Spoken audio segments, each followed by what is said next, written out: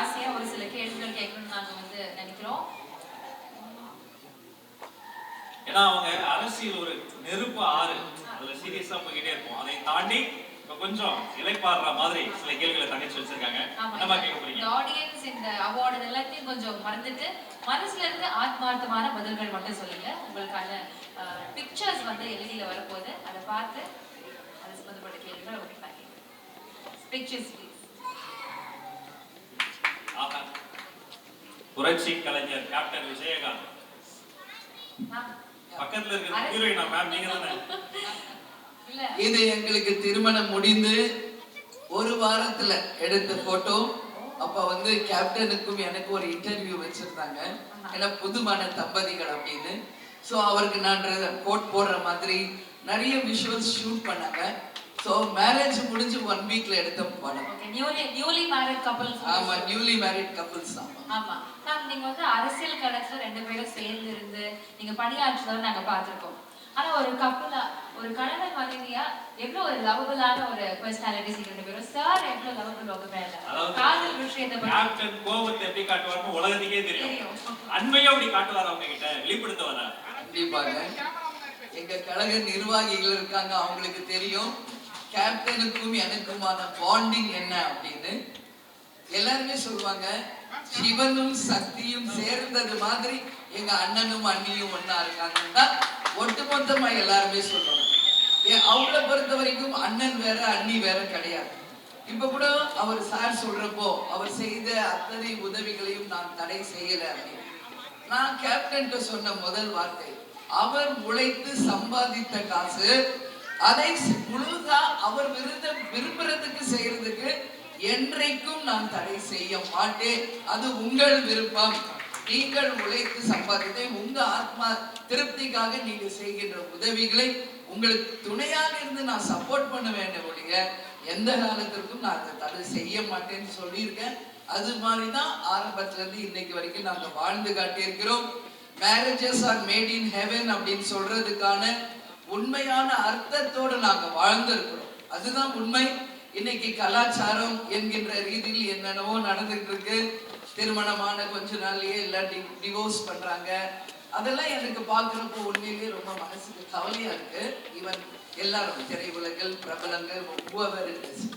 நான் என்ன சொல்றேன், ஒரு ஹஸ்பண்ட் ஒய்ஃபுக்குள்ள நல்ல புரிதலும் விட்டு கொடுக்கும் மனப்பான்மையும் இருந்தால் அந்த வாழ்க்கை இந்த உலகத்தை விட ஒரு சிறந்த ஒரு வாழ்க்கையாக நிச்சயமாக அமையும் என்பதுல மாற்று கருத்தை கிடையாது. அதனாலதான் நம்ம பெரியவங்க எல்லாம் சொல்லியிருக்காங்க, திருமணங்கள் சொர்க்கத்தில் நிச்சயிக்கப்படுகிறது என்று. கேப்டன் அப்போ உச்ச நட்சத்திரம். அப்பவே புலன் விசாரணை படம் ரிலீஸ் ஆகும்போது தான் அவரை நான் கல்யாணம் பண்ணேன். ஸோ அவர் 92nd மூவின்னு நினைக்கிறேன். அப்பதான் நான் கேப்டன் மேரேஜ் பண்ணேன். அவர் பிறந்து வளர்ந்தது எல்லாம் மதுரை, நான் பிறந்து வளர்ந்தது எல்லாம் வேலூர் மாவட்டம். சுத்தமா எங்களுக்குள்ள எந்த ஒரு கனெக்ஷனுமே கிடையாது. அப்போ கடவுள் பார்த்து இணைத்து வைத்ததான் எங்கள் திருமணம். அந்த இலக்கணத்துக்கு தகுந்த மாதிரி ஆன்மீக ரீதியாக, கலாச்சார ரீதியாக, குடும்ப ரீதியாக தமிழர் பண்பாடோடு வாழ்ந்த ஒரு கப்பிள்ஸா தான் நாங்க வாழ்ந்துருக்கோம். ரொம்ப ஸ்வீட் மேம், ரொம்ப அழகா உங்களுடைய அனுபவத்தை ஷேர் பண்ணி ரொம்ப நன்றி. கேப்டன் கேப்டன் அப்படின்னு நீங்க சார் அட்வைஸ் பண்றீங்க, நீங்க செல்லமா சார் எப்படி மேம் கூப்பிடுவீங்க? என்னங்க கூப்பிடுவேன், என்ன பிரேமான்னு சொல்லுவாரு. அதை விட நான் எல்லாத்தையும் சொல்றது, ஃபர்ஸ்ட் அவரோட என்ன போன்ல கனெக்ட் பண்ணாங்க ஆஃப்டர் என்கேஜ்மெண்ட்.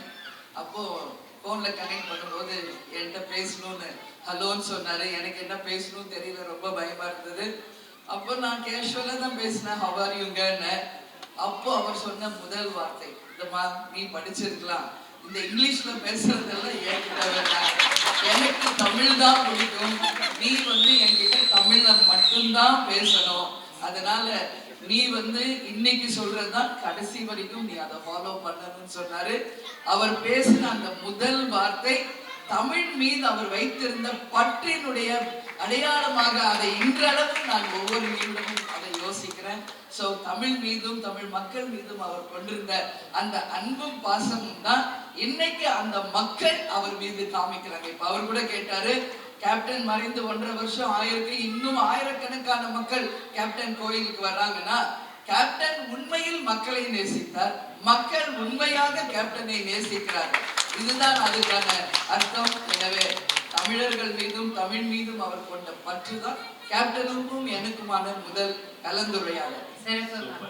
அடுத்த பிக்சர் பார்க்கலாமா?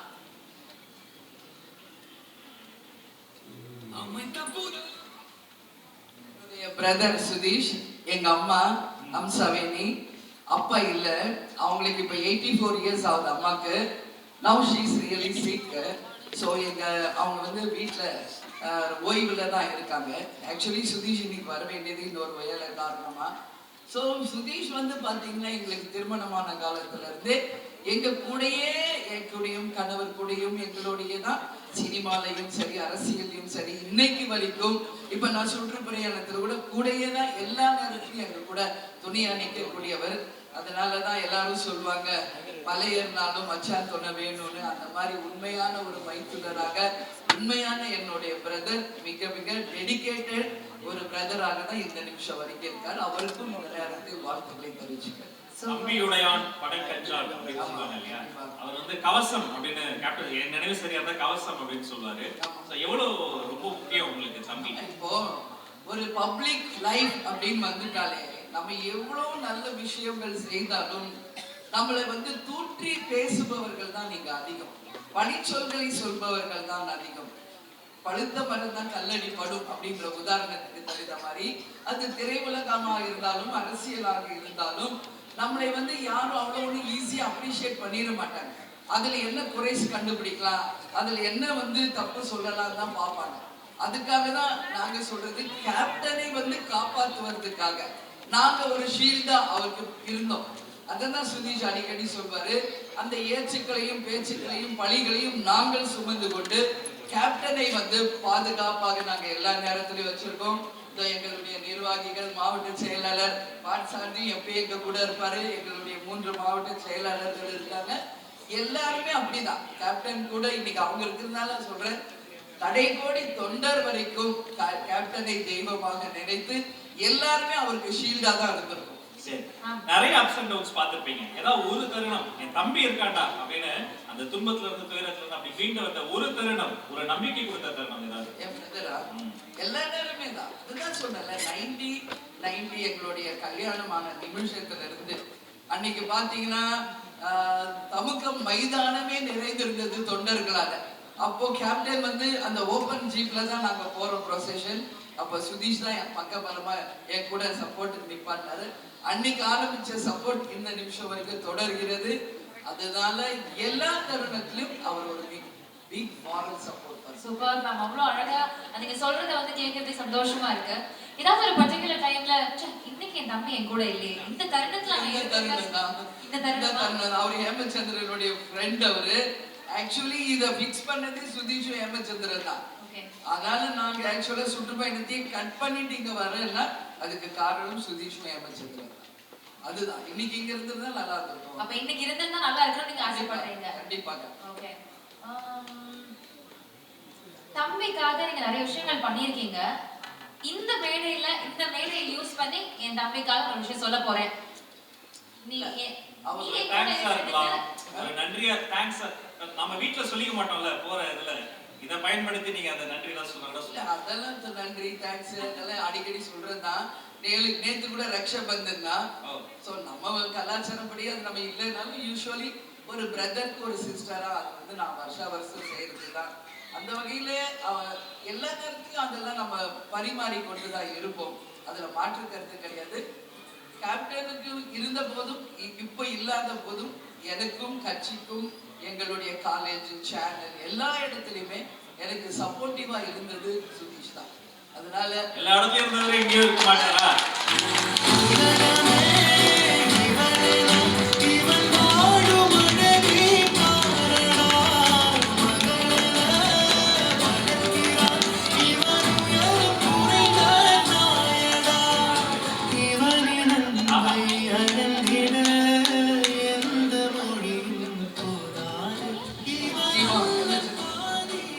வாங்க, பிராண்ட் அவர் CEO ஹேமச்சந்திரன் அவர்கள் யாரும் நிறைந்த கரவலையோடு மேடை கலைக்கிறோம்.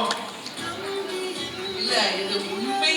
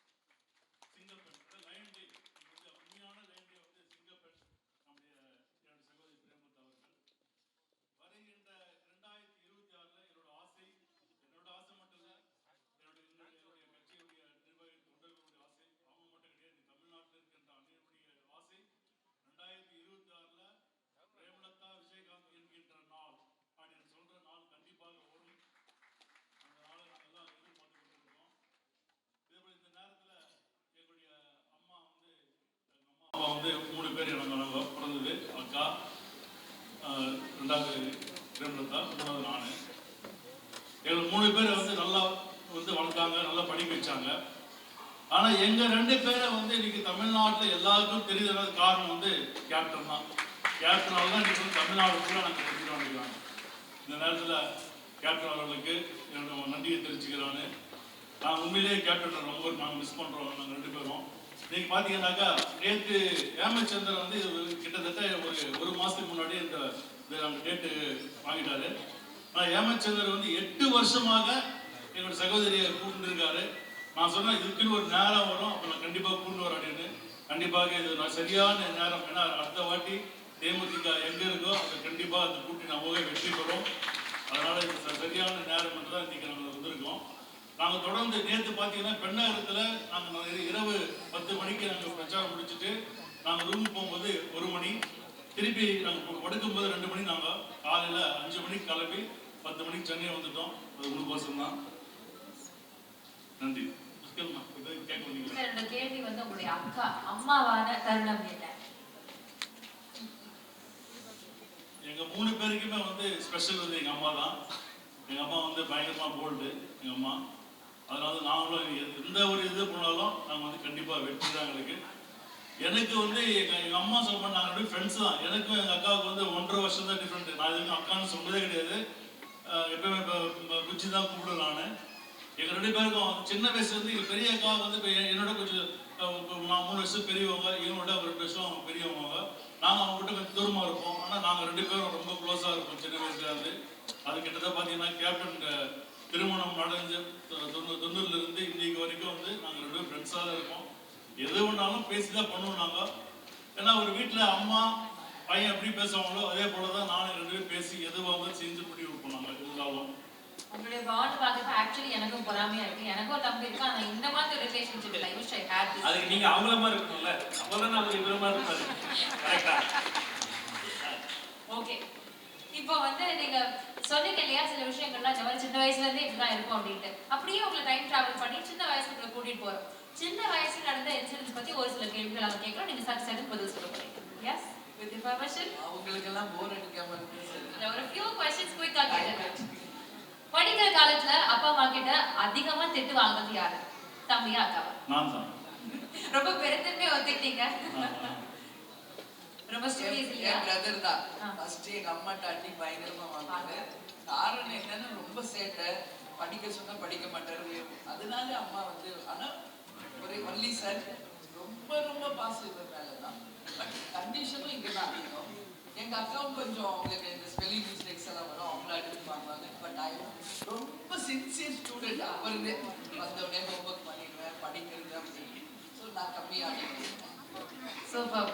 வீட்ல அதிகமா பொய் சொல்லி மாட்டிக்கிறது யாரு? அது மாதிரி எல்லாம் பொய் அதிகம் யாரும் சொல்ல சரி, மாட்டேன். பொய் விடலாம். வாலுத்தனம் பண்றது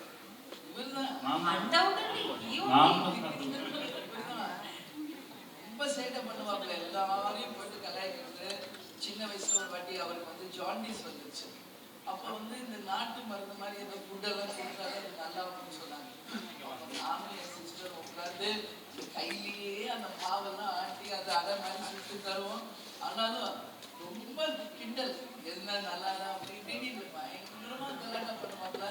இந்த மாதிரி நாட்டெல்லாம் நினைச்சேன்.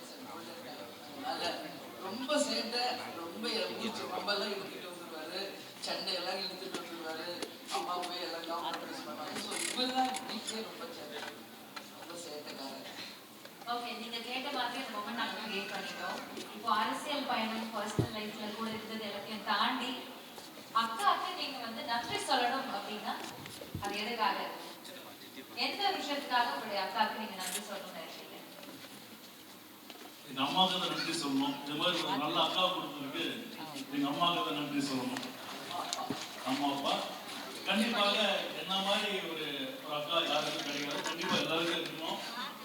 மாமாவும் இருக்கணும், நல்ல மாமா அக்கா கண்டிப்பா இருக்கணும்.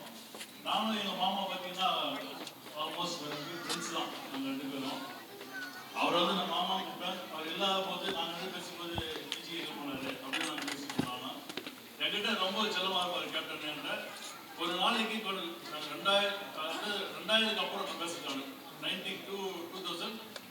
சினிமாவில் பிஸியாக இருப்பேன், நாங்கள் எங்களுடைய பிஸ்னஸில் பிஸியாக இருந்தேன்.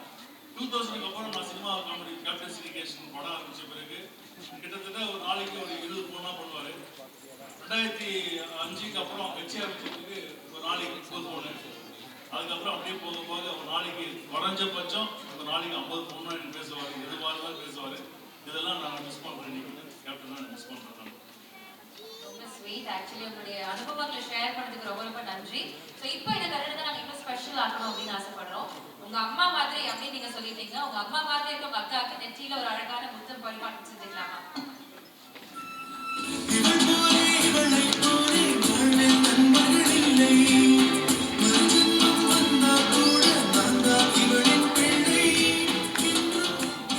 Thank you so much. நன்றி, நன்றி மேடம்க்கும் நன்றி, சாருக்கும் நன்றி. பாருங்க, விருது வெல்லக்கூடிய ஒவ்வொரு பெண்மணியும் கணவரை சகோதரரை சொல்றாங்க. என்ன தெரியுமா அர்த்தம்? நம்ம வீட்டு பெண்களை நாம தான் தூக்கி